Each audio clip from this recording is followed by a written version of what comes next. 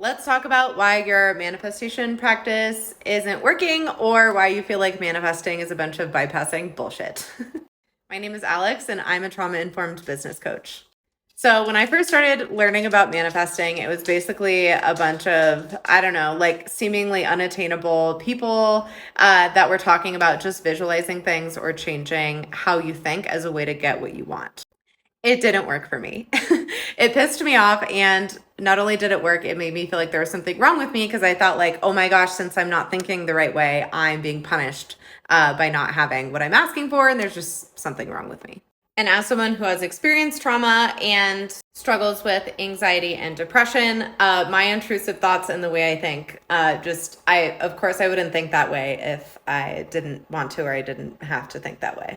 So, my take on manifesting and how it works for me is it's not changing how you think. Because, like, as someone who has a lot of weird, shitty thoughts and loops and defense mechanisms, I can't control how I think, but I can control how I feel and I can change how I feel. And it was through learning how to embody the feeling I wanted to feel or what it would feel like to have the thing that I wanted that I was able to actually start manifesting in a way that works for me and actually isn't that like crazy woo woo bullshit. There's like quantum physics and stuff. You can learn about the science about it. I'm just giving you the clip notes here.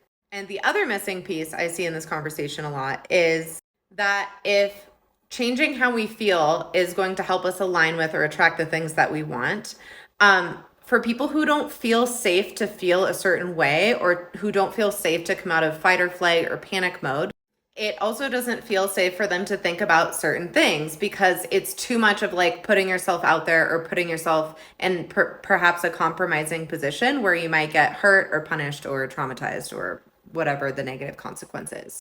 So if $1 million doesn't feel right in your body and that feels scary and it doesn't feel good to you, pick something that you can believe and that it does feel safe. Like, does manifesting $10 today feel like it would feel good and that you can believe it?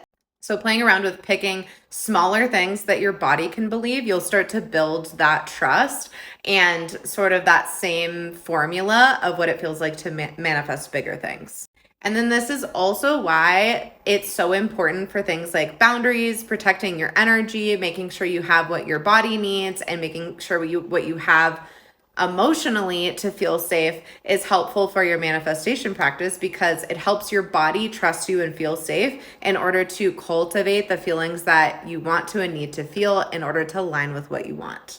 This is kind of a lot to unpack in 3 minutes. So anyways, I just got off a call with Sovereignty Unleashed and this is what we talked about today. And I wanted to share with you so that you don't just feel alone and thinking you're crazy because you can't manifest.